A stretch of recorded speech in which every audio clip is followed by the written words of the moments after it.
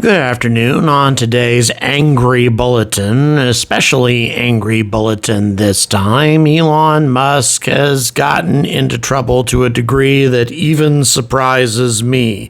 It appears that the U.S. Secret Service has now kicked off an investigation that could potentially lead to criminal charges. If convicted of these charges, Elon Musk could theoretically serve up to 5 years in prison. So what exactly is going on here? And also, what's happening with SpaceX and the FAA? They appear to be following a different course than was originally suggested. Rather than going to the courts, they are instead going to the U.S. Senate with their allegations against the FAA. Has Elon Musk declared war against the U.S. government? Or is it the reverse? And what is this ultimately going to do to the future of spaceflight? All of this and more coming at you on The Angry Astronaut right now.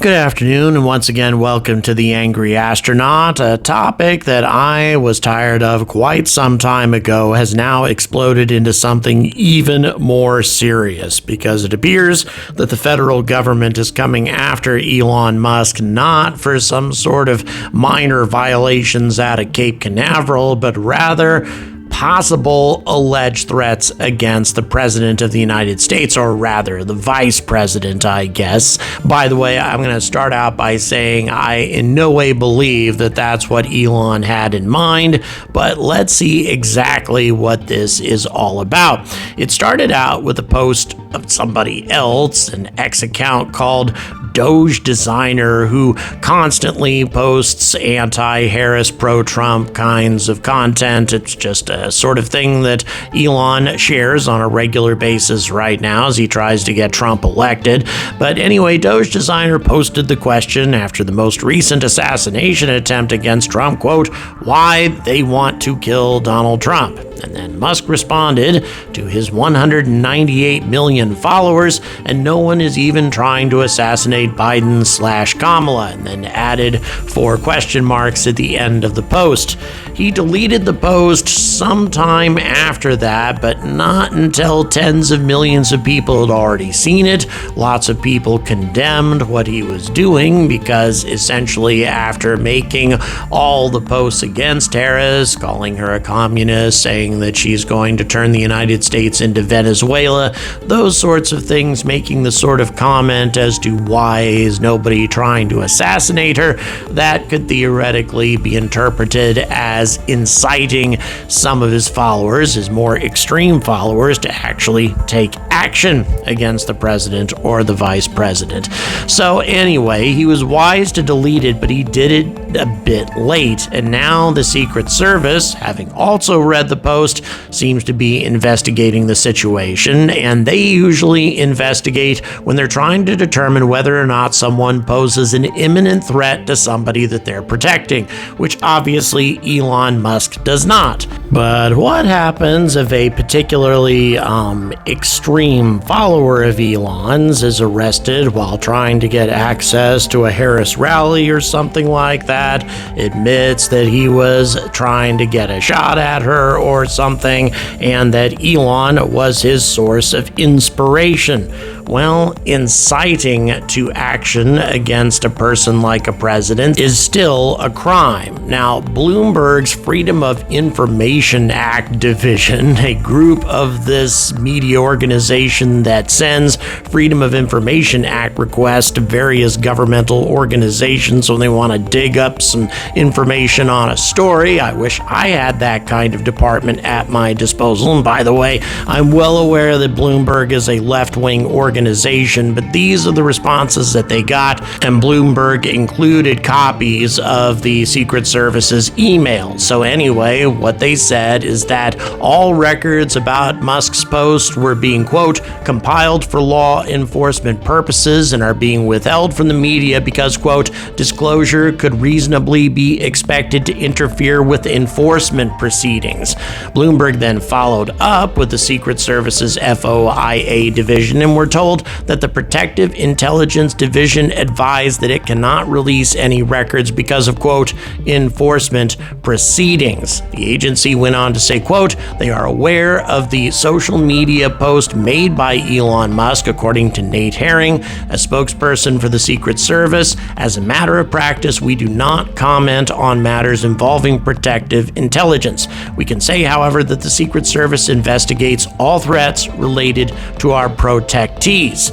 Now, this doesn't necessarily mean that the Secret Service is going to do anything about this. There are examples of other celebrities being confronted by the Secret Service based on statements that they made, song lyrics, all kinds of things. Eminem, for example, had a conversation with the Secret Service in regards to some of the lyrics in his songs, and when former Dukes of Hazzard star John Schneider called for Biden and his son Hunter to be hanged in a post on X last year, the Secret Service took no action at all, making a brief statement about how the post was just a, quote, veiled threat, unquote. They declined to take any action at all, and Elon does seem to acknowledge that he made a bit of a mistake. Later on, he posted this, quote, well, one lesson I've learned is that just because I say something to a group and they laugh doesn't mean it's going to be all that hilarious as a post on X. Turns out that jokes are way less funny if people don't know the context and the delivery is plain text. Well, yeah, that's very true indeed. Something you might want to keep in mind as time goes on, Elon. And by the way, this Secret Service activity is not something that would be restricted to Elon or to enemies of Harris and Biden. Not at all. Comedian Kathy Griffin posted a photo of a fake severed head of Trump while he was president, and apparently the Secret Service investigated her for 2 months before they decided not to press charges. So this is a fairly consistent thing, and something that could turn into a problem if somebody does try to take action against Harris in the near future and then says that Elon was their main source of inspiration. The fact of the matter is, if you make posts like that, it does have the potential to blow up in your face. There isn't unlimited freedom of speech in the United States or any other country on the planet. If we are talking about threats being made against presidents, prime ministers, dictators, whoever, almost every government is going to take some kind of action, especially against people who have lots of followers. So I'll keep you up to date on any future updates that should transpire with this, as much as I really don't want to. This is not a political channel, but unfortunately, since what happens to Elon Musk, if anything serious happens to this guy, if he does end up in prison, that's going to have a significant impact on the future of spaceflight. So it is relevant and newsworthy to my channel as much as I don't want it to be. Let's move on, however, to what SpaceX is doing in Congress. It's very interesting that SpaceX, instead of filing a lawsuit, that hasn't happened yet. Instead, they filed the following letter with Congress. It's multiple pages here, so I'm not going to quote the entire thing. However, since this is not a legal document, I am going to give my opinions about what this document has to say. For nearly 2 years, SpaceX and many in industry, legal practice, and academia have raised the alarm on the FAA's implementation of its commercial space launch and re-entry regulatory mandate, which is administered by the Office of Commercial Space Transportation, also known as AST. It has been clear for some time that AST lacks the resources to timely review licensing materials, mistakenly focuses its limited resources on areas unrelated to its public safety regulatory scope, and has been unsuccessful in modernizing and streamlining its regulations. I wouldn't really argue with a lot of that. The FAA definitely needs to streamline and revise a lot of their procedures, and by the way, they admit that. But in any event, let's go ahead and continue. The FAA alleges 3 distinct violations. Number 1, that SpaceX utilized a propellant farm at SpaceX's launch site that the FAA had not yet approved. Number 2, that SpaceX used an updated communications plan that the FAA had not yet approved. Number 3, that SpaceX did not conduct a launch poll 2 hours prior to a launch. As far as the RP-1 fuel farm is concerned, use of the RP-1 farm had been approved by our U.S. Government Range Safety Authority for an upcoming national security space launch program mission. The system had been safely used repeatedly ever since because there is no public safety risk. Despite the federal range's approval, AST elected to involve itself and now proposes penalties against SpaceX because AST was unable to do its job in an efficient manner. The communications plan changes are entirely unrelated to public safety, and AST has no regulatory authority to require a T-2 hour poll.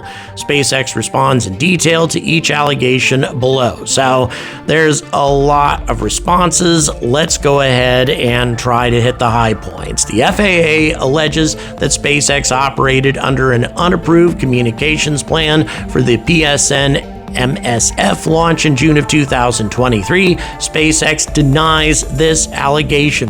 SpaceX's only change to the communications plan was to change the location of the Launch Control Center from one location on Kennedy Space Center to another. No communications procedures, networks, or personnel changed. On May 2nd, 2023, SpaceX sent the FAA a revised SpaceX Falcon and Dragon communications plan for incorporation into its launch licenses. Each week after SpaceX submitted this plan, during weekly licensing calls between the FAA and SpaceX, SpaceX told the FAA that it required the plan by June 1st and asked whether the FAA had feedback. During a call on June 13th, SpaceX again asked the FAA if it had feedback because SpaceX had a launch on June 18th that would use the new location of the Launch Control Center. In response, and for the first time, the FAA told SpaceX that there were, quote, too many, unquote, revisions in the plan to provide feedback by June 18th. And as such, on June 15th, SpaceX submitted a new version of a revised communication plan that solely updated the location of the Launch Control Center. This change to the communications plan that SpaceX operated under was clearly a continuing accuracy update, and therefore the regulations did not require FAA approval. So here are the regulations that the FAA cites as justification as to why they issued their fines in this particular incident. Number 1, that a launch operator must follow each launch plan, and secondly, a launch operator must conduct a licensed launch and carry out launch safety procedures in accordance with its application. So if the FAA had not issued a launch license for this particular liftoff, regardless of the reasons, regardless of whether they're being timely, regardless of whether they shouldn't have had any jurisdiction over it, the FAA absolutely has to issue a launch license before a launch provider can lift off, and they didn't for this particular launch because of the changes that had been made, and so this is the FAA's justification. Again, as I see it, I'm not a lawyer, but then again, neither are the senators, well, some of the senators anyway, that are going to be reviewing all of this, and even if they are lawyers, they may not be experts in the exact kind of law that we're talking about here. But this one is a fairly minor violation. The other one that's more significant, and one that SpaceX talks a hell of a lot more about, is the whole situation that came up with a propellant farm change. Now, according to SpaceX, and I'm pretty certain all of this is accurate, the new RP-1 farm location and design increased safety to individuals both inside and outside of the LC-39 launch site fence line through multiple improvements. For example, it moved to a location that is more than twice the distance from the nearest publicly accessible area outside the fence line, with an increase from 700 feet to 1,600 feet. And so the federal range safety authorities reviewed and approved the RP-1 farm's use. And then on August 20th, less than a month after the FAA issued SpaceX a license for the EchoStar 24 Jupiter 3 launch, the FAA approved a waiver for the Crew 7 launch that allowed SpaceX to conduct the launch from LC-39A with the new RP-1 farm. And in the waiver, the FAA guaranteed that it would not jeopardize public health and safety, the safety of property, or any national security or foreign policy interest of the United States. And so since SpaceX's operations for the EchoStar 24 Jupiter 3 launch and the Crew 7 launch were the same as related to the new RP-1 farm, it's not clear why the FAA made a positive safety determination for the Crew 7 launch, but could not do the same for the EchoStar 24 Jupiter 3. Well, again, that's not the point. The waiver was issued on August 20th, and the other launch that we're talking about, the Jupiter 3, happened on July 26, 2023. That's 24 days earlier. At that time, maybe the FAA didn't determine that the location was safe enough, or they hadn't had a chance to inspect things, but in any event, SpaceX continues thusly. The FAA has never asserted that the new ground safety configuration at LC-39A or the related ground safety analysis was not safe or did not comply with the regulations. FAA is on console prior to launch operations and did not stop launch operations because of this matter, indicating no public hazard or public safety risk. Okay, we're kind of jumping to conclusions here, but let's go on. Finally, FAA intervened via a letter that was delivered to SpaceX well into SpaceX's countdown procedures for the launch. The SpaceX flight reliability team called the FAA to communicate that as an operator, SpaceX believed that it was unsafe for the FAA to be sending these types of communications during operations and altering propellant operations for non-contingency scenarios on the fly. The FAA leadership on the call agreed with this assessment. Again, okay, did they agree with this assessment? We weren't on the call, so it's hard to say exactly how the FAA reacted, but anyway, and did not direct SpaceX to stand down or pull its license. All right, just because the FAA didn't stop the launch, and just because they didn't pull their license, doesn't mean that SpaceX didn't do anything wrong at all. The fact that the FAA intervened while the launch procedures were already underway indicates that somebody at the FAA recognized that SpaceX had not yet been granted a launch license for this because, again, the new propellant farm. It doesn't matter if later on they determined that it represented no threat to the public. At the time, they had not granted a launch license, and the FAA cites these types of regulations. Number one, a launch operator must ensure the representations contained in its application are accurate for the entire term of the license. A launch operator must conduct a licensed launch and carry out launch safety procedures in accordance with its application. So anytime they make changes, that launch is no longer licensed until the FAA says that it's licensed. They also cite other regulations which state that a launch operator must ensure that only those explosive facilities and launch points addressed in the explosive site plan are used and only for their intended purposes. At the time, since the FAA had not approved the new explosive site plan, then the RP-1 facility in the new explosive site plan was not authorized. Therefore, the launch was not licensed. Again, this was not a significant enough violation for the FAA to jump in and stop the launch, pull SpaceX's launch license. They didn't do anything that drastic. They just hit them with fines later on, after the fact, and pretty insignificant fines overall. But just for the sake of completeness, I decided to approach my team and ask their opinions on this letter, and this is what Darth Rust, who by the way, has no political leanings either way, as near as I can tell, and he said this, quote, "It's very on brand for the last few times SpaceX has testified before Congress over the last few years, and it's an unsolicited open letter, so by default, a PR move alone. But these are not the methods of a rational actor who is an industry-leading organization, does the most work with the FAA, and gets it done successfully.